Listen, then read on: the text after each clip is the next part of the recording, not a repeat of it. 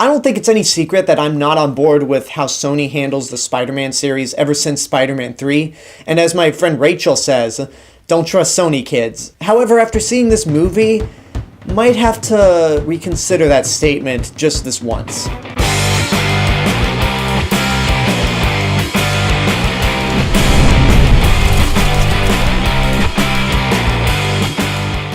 Spider-Man Into the Spider-Verse is the first feature-length animated Spider-Man movie produced by Phil Lord and Chris Miller, and is pretty much the Miles Morales story. It focuses on a teenager named Miles Morales who gets bit by a radioactive spider, but soon he stumbles upon some weird events that lead into alternate dimensions, where he meets several other Spider people, including a Peter Parker from another dimension, Spider-Gwen, Spider-Noir, Penny Parker, and everyone's favorite, Spider-Ham. So like I've said before, ever since 2007 Spider-Man 3, I have not liked what Sony has done with the series. I just feel like they have a complete misunderstanding of how Spider-Man is handled. That's why I loved Homecoming so much, is that Marvel Studios finally took Spider-Man, got him right, making the perfect Spider-Man movie.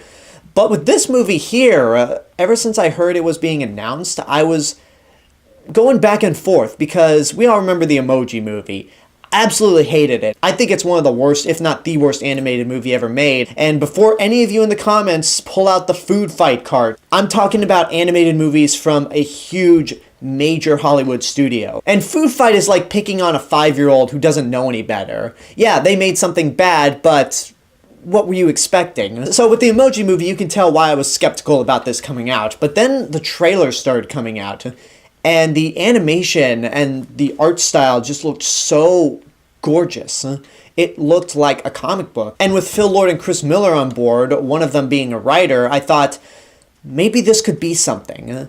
Maybe this could actually be Sony's good Spider-Man movie without Marvel's help since Spider-Man 2. And in my opinion, it's much better than Spider-Man 2. And not only that, it is the best animated movie of the year. I absolutely love Spider-Man Into the Spider-Verse. I mean, I'm already a huge Spider-Man fan. Next to Captain America, he's my favorite comic book hero out there. And this movie is just a perfect love letter to Spider-Man. The people that made this movie really know their Spider-Man stuff, just like with the Lego Batman movie. Yeah, it might look silly, it might look pretty weird, but that movie really knows and dissects Batman inside and out. The big selling point in this movie, and I think what really excels it, is the animation. I have never seen an animated movie from a big major studio look like this. It looks like a mix of a comic book, graffiti art, pop art. It is just a gorgeous looking movie. The way they frame the action, the character designs, and even the way the animation moves is just so impressive. I actually really had an issue with how the characters moved because I thought it looked a little jerky, but watching it in the movie's context, that's the style of the film. You either take it or you leave it. And they really went the extra mile to make this movie look as beautiful as it does. Even though I will admit, there are a few points in the movie where it looks like you're watching a 3D movie without 3D glasses, as in the old blue and red 3D. And that kind of hurt my eyes. After I finished watching the movie, I got a headache. But the rest of the animation is still gorgeous. And I honestly think the animation is what makes this movie better than it actually is. Because the rest of the movie isn't bad by a long shot, but it is sort of a standard Spider-Man story. It pretty much is an origin story for Miles Morales. It just so happens that Peter Parker, Spider-Gwen, and all these other alternate Spider people are in the same movie. But what really works about it is that it stays a Miles Morales story. Some of the other characters get their own little time of character development and story, but the core of it is on Miles Morales. And the voice work is pretty good as well. Shameik Moore voices Miles Morales, and he does a really great job. Jake Johnson, who I've said on record, I'm not a huge fan of when he pops up in movies like Jurassic World or The Mummy, but I thought he was pretty good as a middle-aged Peter Parker who just pretty much hit rock bottom. Hailee Steinfeld as Spider-Gwen, she's great. My favorite, though, has to be Nicolas Cage as Spider-Man Noir. The way he talks like a 1930s gangster or detective just cracks me up. And I would actually love to see an animated Spider-Man Noir movie with him in the lead role. Just going through a 1930s New York City, stopping crime as Spider-Man with a trench coat and a fedora.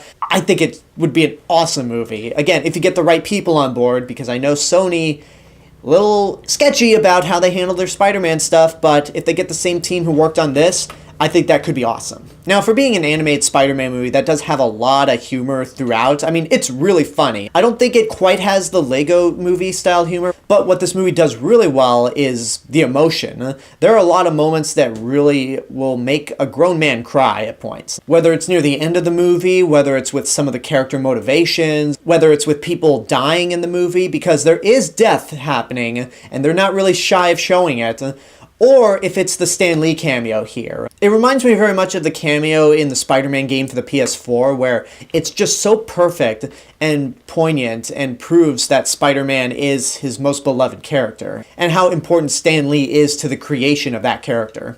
So I don't have much else to say about this movie. If the only criticism I had for it was that some of the animation hurt my eyes and gave me a headache, then that's not much else to go off of. This is an amazing movie, for lack of a better word. It's probably going to stick around for one of my top 5 movies of the year, because it's hands down the best animated movie of the year. And in terms of the future for Sony and Spider-Man, they just need to stop making live-action movies and just let Marvel do their job. They can distribute the movies and make the money, but Marvel can make the movies for them.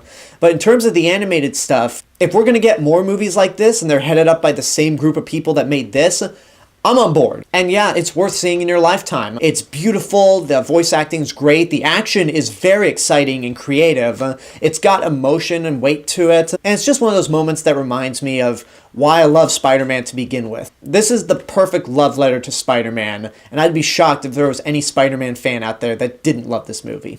And that's my review for Spider-Man Into the Spider-Verse. Now I want to hear what you guys have to say. If you've seen the movie, what did you think? Let me know in the comments down below if you liked it, didn't like it. And until next time, I hope you enjoyed this review. Don't forget to subscribe to the channel, give this video a like, and of course leave a comment. Don't forget to support my Patreon page, follow me on social media. And until next time, this is the Real Mr. Robinson telling you there's only one.